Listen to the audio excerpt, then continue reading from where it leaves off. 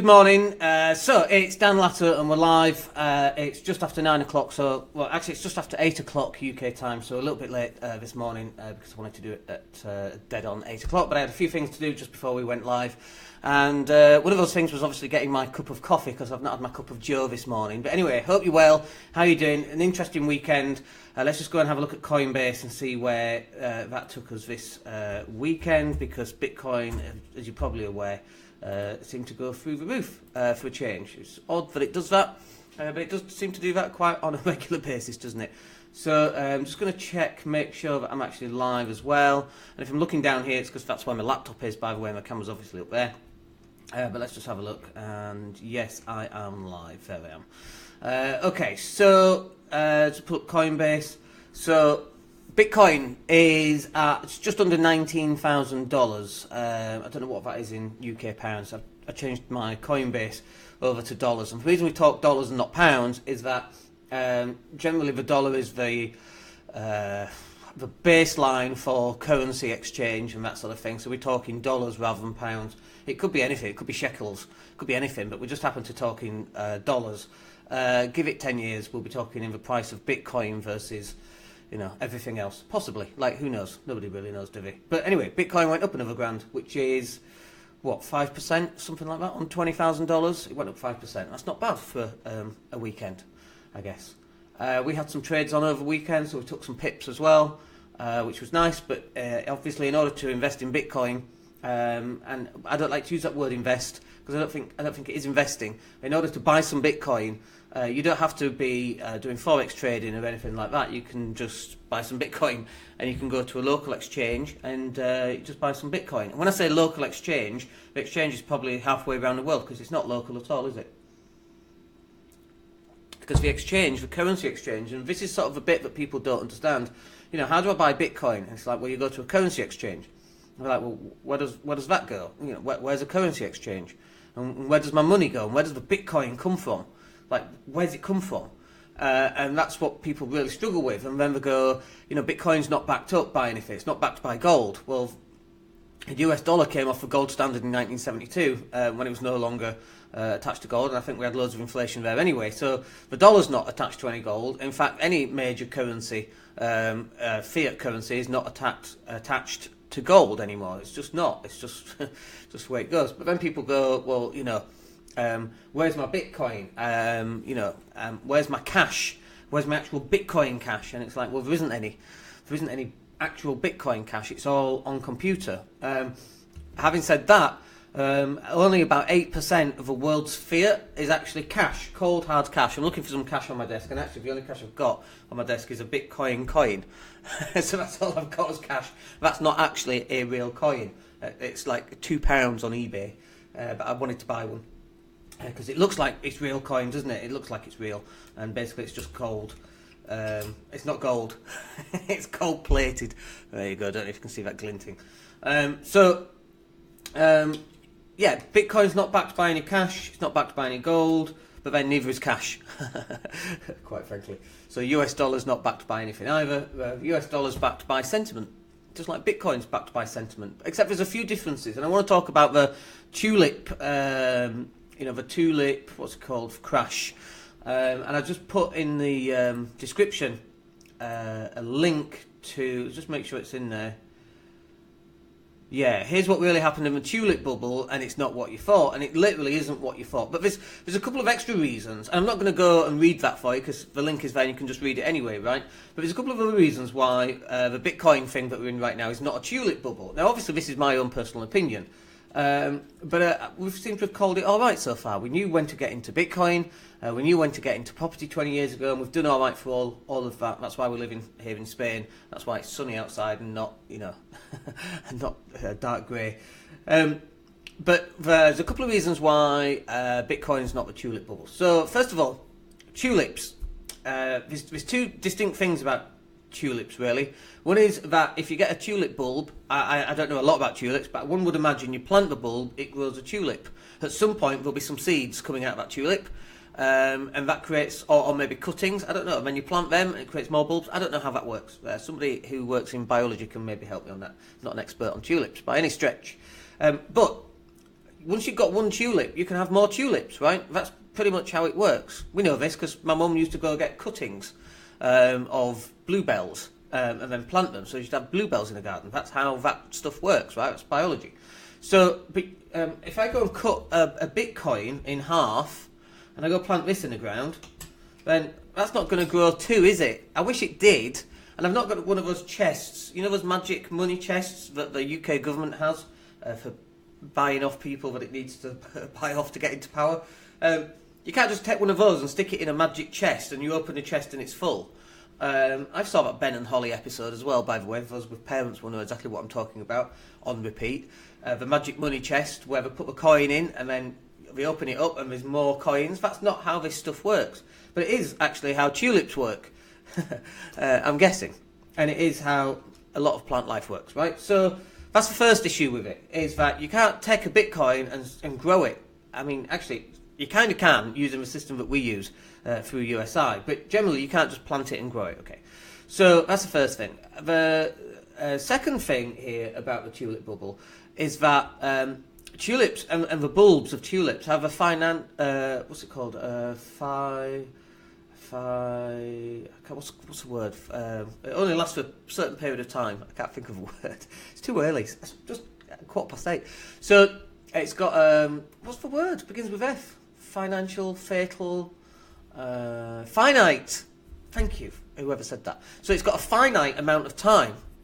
Nobody said that, by the way, because it's not two-way. But tulip bulbs have got a finite amount of time as to how long they're going to live. So, like, my Bitcoin that I bought, like, you know, in 10 years' time, is Bitcoin still going to exist? And I have to say the answer is yes. And I have to say the answer is probably at £1 million each, because nobody knows what's going to go on. I think we're right at the start of this endeavour, of this adventure with Bitcoin, okay? And the whole cryptocurrency thing is like one of those points in time where it changes everything. Like the printing press changed everything, didn't it? And the internet, you know, that was the next iteration. That changed everything. Even things like fax machines, being able to fax things for people. And you know, the fax machine was invented just a few years after the telephone, believe it or not. So going back 100 years when telephone was invented, 100 and whatever it was, fax machines, it was an analogue fax machine, and it was like an A-frame with a big thing that knew when to draw and when not to draw. Obviously in the 80s and 90s we have digital fax machines, but this was an analogue fax machine. But it just changed everything, you know. And then the way that cameras on mobile phones came in, and that just changed everything as well. You know, we no longer have, you know, the best camera in the world, by the way, is the one that you've got with you. And I hear it so many times. Oh, if I only had a camera. The best camera is the one that you've got with you. But again, this type of device is total game changer. Elon sending man up to Mars, man and woman up to Mars, total game changer. That is going to change. The amount of technology that has to be invented for that to happen is phenomenal. Look at the electric cars thing. The electric cars really came out of Elon's mission to Mars, because that technology is a stepping stone to Mars. So we're at these points where we have these, you know, these singularities. I don't like using that word because it's a bit quantum physicsy, and the technology group sort of took that word. But anyway, it's a singularity, and we change. And one of the reasons why Bitcoin's going up so much is that fiat's decreasing. Everybody's printing money. All the government's printing money, quantitative easing. So it's not necessarily even Bitcoin that's increased dramatically. It's the fact that relative to Bitcoin, our currencies are diving. And our currencies are diving because we're printing so much money, because the governments are in debt and they don't know how to handle it. This, by the way, is why none of the governments like positive media about Bitcoin, because Bitcoin's going to come and pinprick their little fiat currency bubble, and that's exactly what we don't want. So bulbs, you see, they're not going to last very long. And in 10 years, Bitcoin probably is, and we're right at the start of it, and we've got a huge amount of growth. And I was saying to someone, you know, when we get to the stage where you can go to Asda or Tesco, or you just log into your computer, onto your PC banking, and you go, you know, your checking account, your savings account, your mortgage account, your Bitcoin account. Oh, I'll move £1,000 over to my Bitcoin account. Ping, and it's done. When we get to that stage, that's when it's mainstream, and we're far from mainstream right now. We're just dealing with some people who are buying Bitcoin. One guy's getting really, really frustrated because it's not instant, and it's like, dude, it's like living in 1993 with a 14400 baud modem. It's not instant. It takes time. The infrastructure isn't even in place properly yet. And because it's not in place properly, everything's really slow and everything's really frustrating. And that means that most people won't carry it through, because that's what most people do, 99% of people. They just give up, right? That's just why there's the 99%, it's because most people just give up. So on this basis then, there's two reasons why I don't think we're in a tulip bubble, and it's because there is inherent value. There's three reasons actually. The third one is that there's inherent value in Bitcoin. If there's only 4 million left to be mined, that's going to take another 100 years to mine them. Okay, and every time one's mined, it means there's even less available to be mined. Okay, it's about 4 million left, so I believe. There's about 4 or 5 million that have just disappeared. Nobody knows where they are because they're in lost wallets. And people are going, how is that a move forward if it's in a lost wallet and there's no way of getting it back? It's not even necessarily a move forward in terms of that methodology, the way that works, but it's a change. It's a fundamental change to the way in which we're going to be using money. It's going to be completely different. Look at taxis and Uber.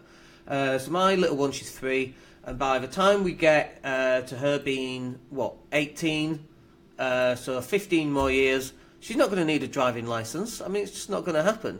She will have a device on her arm, maybe imprinted into her arm, and she'll just order a taxi, get an Uber, whatever, and the taxi will turn up, and she'll jump in it, it won't have a driver, and it already knows where she's going. She doesn't have to make small talk to the taxi driver, because taxi drivers know everything, don't they? But not this one, because there'll be no one to talk to, and she'll just jump in it, and she'll get to wherever she goes, and it'll cost 0.00001 of a Bitcoin, or Ripple, or Monero, or Ethereum, or Litecoin, or whatever the equivalent is in 15 years. That's how it's going to work. Money's changing, our lifestyles are changing, and it's like this idea that you're either going to move forward with this lifestyle and you're going to embrace it, or you're going to get left behind like everybody else got left behind. How many people do you know that said, Facebook, I'm not going on Facebook, what a waste of time? And what now? We're all on blooming Facebook. And Facebook's adapted as well. I've literally built a very small business doing just Facebook in the last, what are we up to? The 18th. So I started on the 20th of November, so that's 28 days. So in the last 28 days, we pulled out £2,000. Literally, that's what we made. We made £2,000.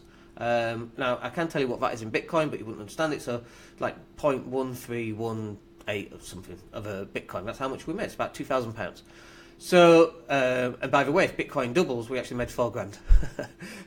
Try and get your head around that one then, if you can. So, this stuff's definitely possible.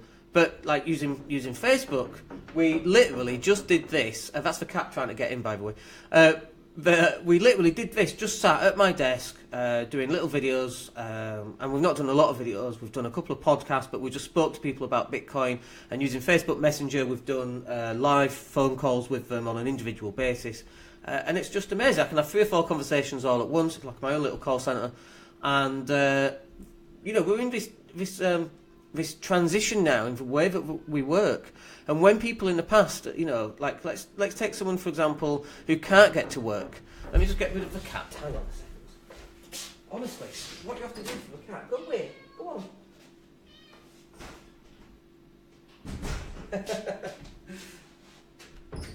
Honestly, you don't get this when you're working in an office, do you?